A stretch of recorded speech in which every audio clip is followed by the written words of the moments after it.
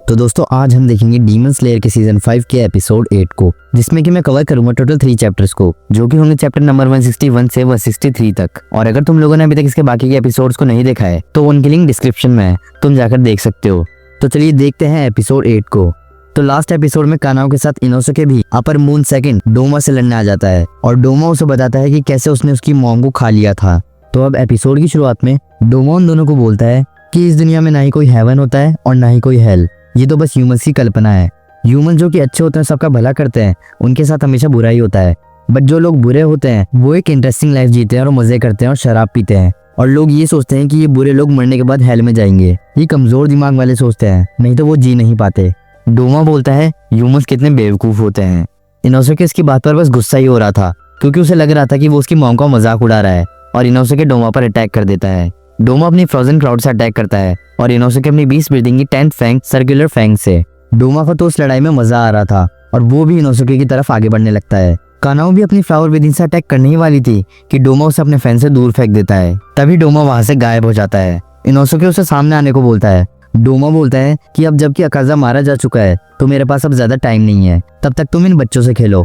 और डोमा क्रिस्टल मीको का यूज कर अपने जैसे ही एक आइस की डॉल अपीयर करता है और वो बर्फ की डॉल नीचे कूदती है और अपनी blood demon technique scattered lotus से अटैक करती है, जिससे इनोसुके और कानाओ को थोड़ी चोट लग जाती है। डोमा बोलता है कि इसकी टेक्निक भी उतनी पावरफुल है जितनी मेरी है और डोमा वहां से जाने लगता है। इनोसुके उसे रुकने के लिए बोलता है, मगर वो आइस की डॉल इनोसुके के बीच में आ जाती है और लोटस आइस से अटैक करती है। इनोसुके वहां से पीछे हटकर बच जाता है और उसे बीच में आने से मना करता है और वो आइस की डॉल फिर से अटैक करती है व्हाइट ब्लिजर्ड प्रिंसेस से, जिससे सब चीज जमने लगती है और इनोसुके उसे बचकर भागने लगता है, नहीं तो वो भी जम जाएगा। डोमा को इनोसुके की टेक्निक काफी पसंद आती है और आइस डॉल फिर से अटैक करती है वाइन लोटस से। कानाओ देखती है कि डोमा वहां से जा रहा है। कानाओ बोलती है कि उन्हें डोमा को वहां से जाने से रोकना होगा, भले थोड़ी देर ही। डोमा सोचता है कि उसे मुजान से डांट पड़ेगी अगर वो ज्यादा देर और उनके साथ खेला तो वो सोचता है कि वो 5 डॉल्स और अपीयर करेगा ताकि इनका खेल जल्दी खत्म हो। और डोमा एक और आइस डॉल को अपीयर करता है और वो आइस डॉल अपीयर होते ही ब्लड डीमन टेक्निक विंटर आइसिकल से अटैक करता है। इनोसुके को यकीन नहीं हो रहा था कि वो ऐसी चीजों से हार रहे हैं जो कि डीमन तक नहीं है। इनोसुके सोचता है कि उसे उसकी मॉम का जल्दी रिवेंज लेना होगा, इससे पहले कि डोमा वहां से चला जाए। इनोसुके डोमा की तरफ जाने की कोशिश करता है, बट तभी उन आइस डॉल की टेक्निक की वजह से उसकी बॉडी पर बहुत सारे कट लग जाते हैं। कानाओ उसे शांत रहने को बोलती है और बोलती है कि उन्हें बस इन्हें थोड़ी देर और संभालना होगा। डोमा सोचता है कि ये उसे थोड़ी देर और रोककर क्या कर लेंगे और डोमा वहां डोर खोल के जाने ही वाला था कि तभी डोमा को कुछ फील होता है और वो देखता है कि उसका फेस पिघल रहा है। उसे समझ नहीं आ रहा था कि ये क्या हो रहा है। कानाओ खुश हो जाती है और सेलिब्रेशन करने लगती है। फिर हम एक फ्लैशबैक देखते हैं कानाओ और शिनोबू का, जिसमें हम उनके प्लान के बारे में जानते हैं। शिनोबू बोलती है कि अगर उनका सामना किसी अपर मून से हुआ तो उसकी पहली कंडीशन होगी कि वो खा ली जाए और मारी जाए, यानी वो अपर मून डीमन शिनोबू को खा ले। कानाओ बोलती है कि अगर हम साथ में लड़े तो हम उसे हरा देंगे। शिनोबू से एक ख्याली पुलाव बनाने को मना करती है और बोलती है कि एक अपर मून कम से कम 3 हशीरा के बराबर होता है। शिनोबू बोलती है कि जहाँ तक हमारी सिस्टर ने हमें इंफॉर्मेशन दी है उसके हिसाब से अपर मून सेकंड को वुमेन्स को खाने का बड़ा शौक है, और अगर उसे एक ऐसी वुमेन मिले जिसकी फिजिकल कैपेबिलिटीज अच्छी हो और उसकी बॉडी कंडीशन बढ़िया हो तो वो उस वुमेन को गारंटी खाएगा। कानाओ को अब शिनोबू के लिए चिंता होने लगती है।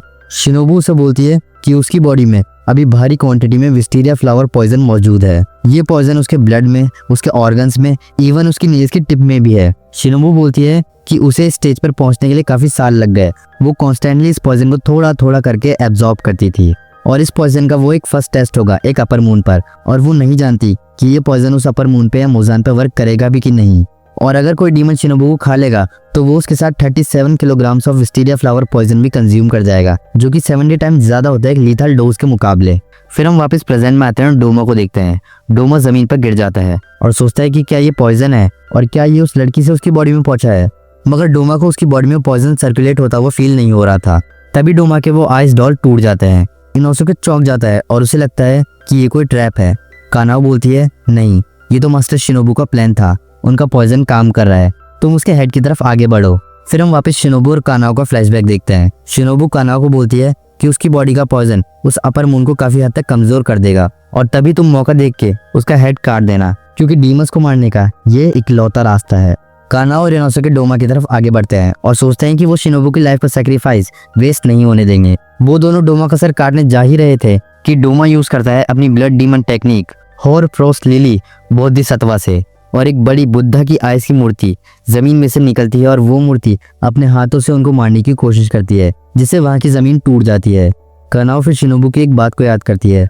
शिनोबू ने उससे कहा था कि अगर तुम हारने लगो तो ही इस टेक्निक को यूज करना, क्योंकि इस टेक्निक से तुम अंधी भी हो सकती हो, क्योंकि इस टेक्निक में तुम्हारी आई बॉल पर बहुत प्रेशर आएगा, और क्योंकि ऐसी नर्व्स और ब्लड वेसल बहुत सेंसिटिव और पतली होती है तो तुम अंधी भी हो सकती हो। और कानाओ यूज करती है फ्लावर ब्रीदिंग की final form scarlet spider lily ice से, जिससे उसकी आंखें लाल हो जाती है और उसे अपने आसपास की मूवमेंट्स बहुत स्लो दिखने लगती है। कानाओ डोमा पर अटैक करती है, मगर डोमा वहां से पीछे हटने लगता है। उस मूर्ति ने इनोसुके को पकड़ा हुआ था और वो उसे अपने हाथों से मारने ही वाला था कि वो कानाओ को देखता है और उस पर फूंक मारता है, जो कि इतनी ठंडी थी कि कानाओ की बॉडी जमने लगती है। तभी इनोसुके अपनी 20 ब्रीदिंग थ्रोइंग स्लाइस से अटैक करता है, जो कि शायद इनोसुके ने खुद से बनाई थी। खैर, इस टेक्निक में वो इनोसुके अपनी दोनों स्वॉर्ड्स को डोमा की तरफ फेंक देता है, जिससे कानाओ की स्वॉर्ड को सपोर्ट मिलता है। और यहाँ इस पॉइंट पर अपर मून सेकंड डोमा का सर भी कट जाता है। डोमा का हेड अब कट चुका था, बट उसे अभी भी यकीन नहीं हो रहा था कि वो वीक लड़की यानी शिनोबू से हार गया, जिसके अंदर एक डीमन का हेड काटने की स्ट्रेंथ भी नहीं थी।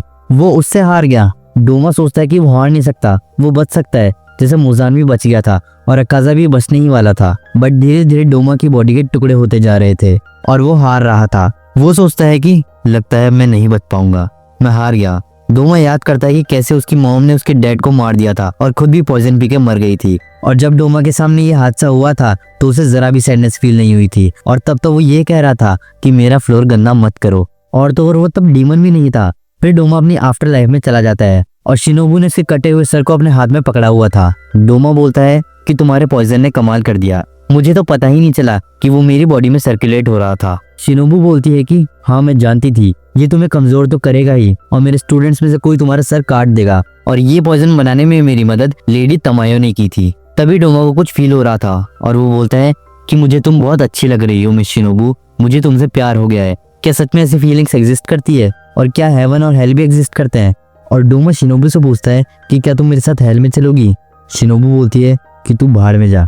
फिर हम इनोसुके को देखते हैं, जो कि सेलिब्रेशन कर रहा था कि वो जीत गया और उसने अपनी मॉम का रिवेंज ले लिया। फिर वो सोच रहा था कि वो कितना गलत सोचता और कहता कि उसकी कोई मॉम नहीं है, और अगर होती तो उसे इस तरह अबंडन नहीं छोड़ती। फिर कानाओ भी शिनोबू और कानाए को याद करती है और बोलती है कि मुझे माफ कर दो आप दोनों। कानाओ बताती है कि जब कानाए मरी थी तब सब रो रहे थे, बट कानाओ नहीं, क्योंकि जहाँ वो बड़ी हुई थी वहाँ जब कोई रोता था वहाँ उसे लात घुसों से मारा जाता था। बट अब वो रो सकती है और कानाओ को अपना पास्ट याद आता है, जिसमें वो कैसे अपनी सिस्टर, मॉम और डैड के साथ खुशी से रहती थी, और कानाओ फूट फूट कर रोने लगती है। खैर, इसी के साथ हमारे डीमन स्लेयर के सीजन 5 का एपिसोड 8 खत्म हो जाता है। तो जाने से पहले वीडियो को लाइक करके चैनल को सब्सक्राइब करके बेल आइकन दबा दो। तो मिलते हैं अगले वीडियो में, तब तक के लिए बाय बाय।